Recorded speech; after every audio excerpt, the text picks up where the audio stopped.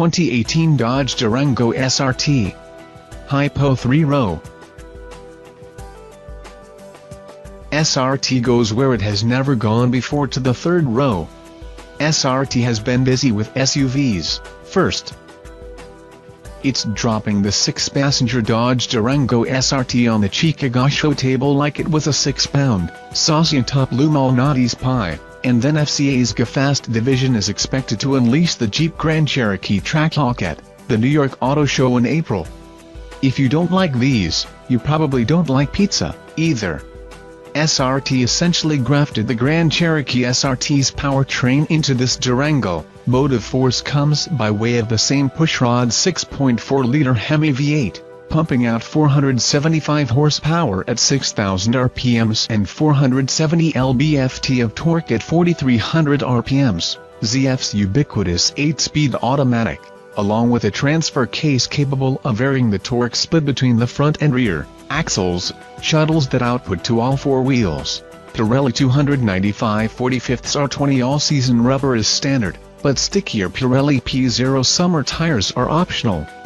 SRT says the big 6.4-liter will deliver 0 to 60 mph time of 4.4 seconds and a quarter mil of 12.9 seconds, but those claims come with a caveat of NHRA certification, so one can only assume those numbers are generated on a high-friction drag strip surface, because the last Grand Cherokee SRT we tested, which, according to SRT, is 406 pounds lighter than this Dodge, return times of 4.4 and a 13.0 seconds. Under street conditions, we expect the 5,500-plus pound Durango to sprint to 60 in 4.6 seconds on its way to a 13.4-second quarter, the quickest of General Motors' big Cadillac Escalade, Chevrolet Tahoe, GMC Yukon SUVs can't come close to the performance we expect from the SRT Dodge. Buyers looking to better the SRT's pace with a 3-row SUV will have to look to more expensive alternatives, such as the $125,025 Mercedes-AMG GLS 63.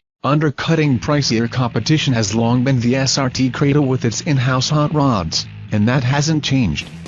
Pricing is still to be determined, but we expect the Durango SRT to start just under $70,000. The engineers didn't stop with straight-line performance, spending many laps at Virginia International Raceway chasing handling goals. To reach the objectives, the chassis engineers installed revised bushings, slightly stiffer springs, a stouter rear anti-roll bar, and adaptive dampers for the control arm front and multilink rear suspensions, depending what drive mode is selected.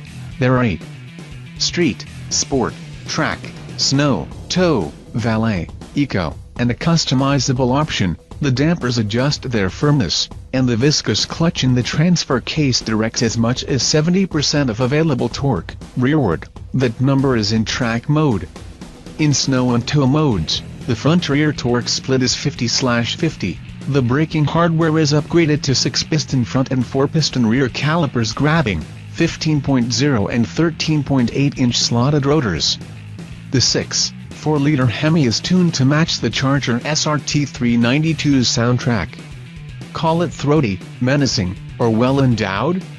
All are fitting. There is no fake engine music pumping through the stereo here, although an active noise-canceling function kicks in when the engine switches to fuel-saving 4-cylinder mode.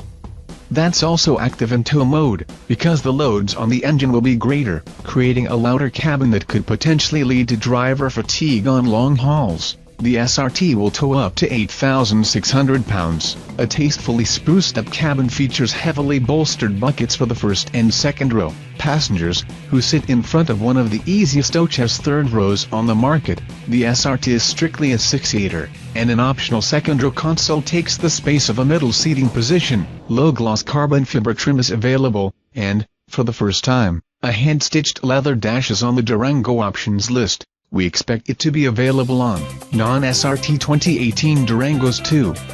A configurable TFT screen, which can display all the gauges one might need, sits between a 180 mph speedometer and coolant and fuelable gauges.